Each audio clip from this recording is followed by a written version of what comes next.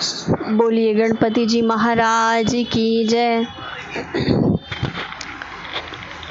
स्वागत है आप सभी का हमारे चैनल एन प्रिया भक्ति में।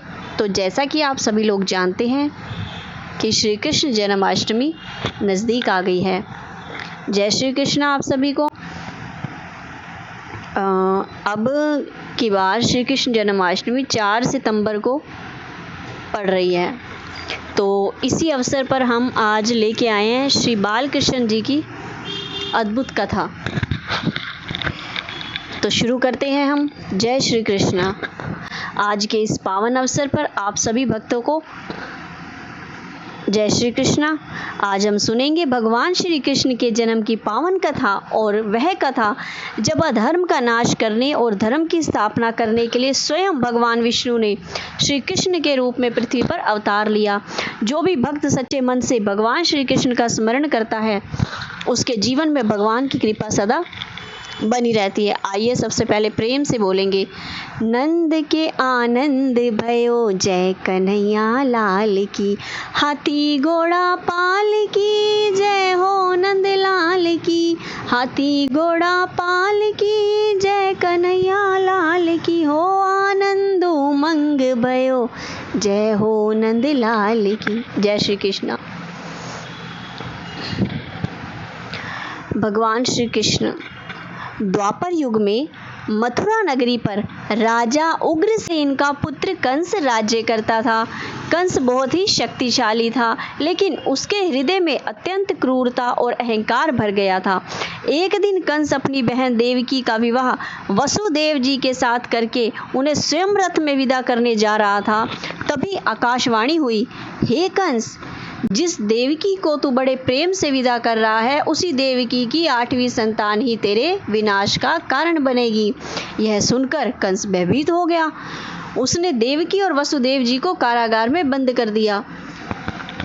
देवकी जी की एक एक संतान का जन्म हुआ और कंस ने निर्दयता से उन संतानों का वध कर दिया। लेकिन भगवान की लीला तो कुछ और ही थी। जब देवकी जी की 8वीं संतान के रूप में भगवान श्री कृष्ण का जन्म होने वाला था, तब पूरी पृथ्वी पर अद्भुत शांति छा गई। भाद्रपद मास की कृष्ण पक्ष की अष्टमी तिथि थी और आधी रात का समय था। चारों ओर अंधकार था, लेकिन उसी समय कारागार में दिव्य प्रकाश फैल गया और फिर भगवान श्री कृष्ण ने देवकी और वासुदेव जी के सामने चतुर्भुज रूप में दर्शन दिए। उनके हाथों में शंख, चक्र, गदा और पद्म सुशोभित थे। देवकी और वासुदेव जी भगवान को देखकर भाव विभोर हो गए और उनकी स्तुति करने लगे। भगवान ने उन्हें आश्वासन दिया कि वे पृथ्वी पर धर्म की स्थापना करने और कंस के अत्याचार का अंत करने के लिए अवतरित हुए हैं। वासुदेव जी ने भगवान श्री कृष्ण से कहा कि वे उन्हें भगवान श्री कृष्ण जी ने वासुदेव जी से कहा कि वे उन्हें गोकुल में नंद बाबा के घर ले जाएं और वहां जिस कन्या ने जन्म लिया उसे वापस कारागार में ले आए। भगवान की माया से कारागार के सभी प्रहरी गहरी नींद में सो गए। जंजीरें अपने आप खुल गई और कारागार के द्वार भी खुल गए। वासुदेव जी भगवान श्री कृष्ण को एक टोकरी में रखकर यमुना नदी की ओर चल पड़े। उस समय बहुत तेज वर्षा हो रही थी। वासुदेव जी यमुना जी को पार करने लगे। तभी भगवान श्री कृष्ण की रक्षा के लिए शेषनाग जी अपना फन फैलाकर उनके ऊपर छत्र बना दिया। वासुदेव जी श्री कृष्ण को लेकर सुरक्षित गोकुल पहुंच गए। वहां नंद बाबा के घर माता यशोदा ने एक कन्या को जन्म दिया।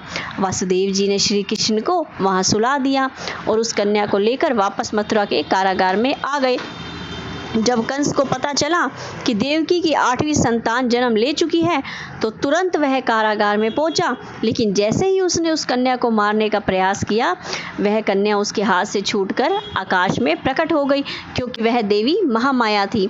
उन्होंने कंस से कहा, हे कंस, तेरा संहार करने वाला जन्म ले चुका है और वो इस समय गोकुल में है। यह सुनकर कंस और भी भयभीत हो गया।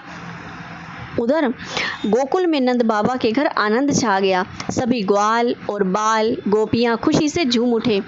चारों ओर बस एक ही जयकार गूंजने लगा, नंद के आनंद भयो जय कन्हैया लाल की। गोकुल में भगवान श्री कृष्ण ने अपनी बाल लीलाओं से सबका मन मोह लिया। माता यशोदा उन्हें प्यार से कन्हैया कहकर बुलाती थी। कन्हैया कभी माखन चुराते, कभी गोपियों को परेशान करते और कभी अपनी मधुर मुस्कान से सबका मन जीत लेते। भगवान श्री कृष्ण ने आगे चलकर पूतना, शंकटासुर, तृणाव्रत जैसे अनेक असुरों का वध किया और गोकुल वासियों की रक्षा की। उन्होंने गोवर्धन पर्वत उठाकर ब्रजवासियों को इंद्र के प्रकोप से भी बचाया और संसार को यह संदेश दिया कि सच्ची भक्ति और भगवान पर विश्वास ही सबसे बड़ा सहारा है। श्री कृष्ण जन्माष्टमी केवल भगवान के उत्सव का दिन नहीं है, ये हमें सिखाती है कि जब जब संसार में अधर्म बढ़ता है तब तक भगवान किसी न किसी रूप में धर्म की रक्षा करने के लिए जन्म लेते हैं।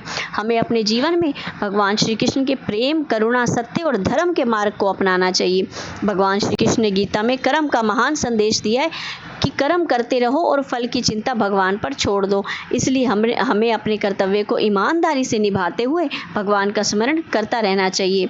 तो कथा के अंत में हम बस इतना बताएंगे कि हे भगवान श्री कृष्ण, हम सभी पर अपनी कृपा बनाए रखना, हमारे घर परिवार में सुख, शांति, प्रेम बनाए रखना, हमारे मन से अहंकार, क्रोध और लोभ को दूर करना, हमें सत्य और धर्म के मार्ग पर चलने की शक्ति देना।